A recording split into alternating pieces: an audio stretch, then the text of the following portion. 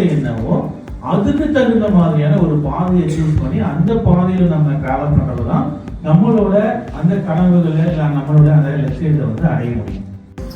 இப்ப நான் வந்து பாதியில தான் வந்து கிராண்ட் டான்ஸ்ல ஜாயின் பண்ணேன். நான் ஃபர்ஸ்ட் ஃபேஸ் பண்ண டிஃபிகல்ட்டி என்னன்னா ஃபர்ஸ்ட்ல இருந்து கிராண்ட் டான்ஸ் போயிருந்தேன்னா வந்து நல்லா இன்னும் கொஞ்சம் கீப் அப் பண்ணிருக்கலாம் அப்படின்னு தான் நினைச்சேன். அதனால கண்டிப்பா ஜாயின் பண்ணீங்கன்னா ஃபர்ஸ்ட்ல இருந்தே ஜாயின் பண்ணீங்கன்னா நடுவில் போனீங்கன்னா ரொம்ப கஷ்டமா தான் இருக்கும். அதுக்கப்புறம் பாத்தீங்கன்னா பயாலஜி கான்செப்ட்ல அவ்வளோ கிளியரா நடத்துவாங்க. நம்ம இங்க படிக்கிற பயாலஜி அண்டர்ஸ்டாண்ட் பண்ற சயின்ஸ் வந்து அங்க அப்படியே டிஃப்ரெண்டா இருக்கும்.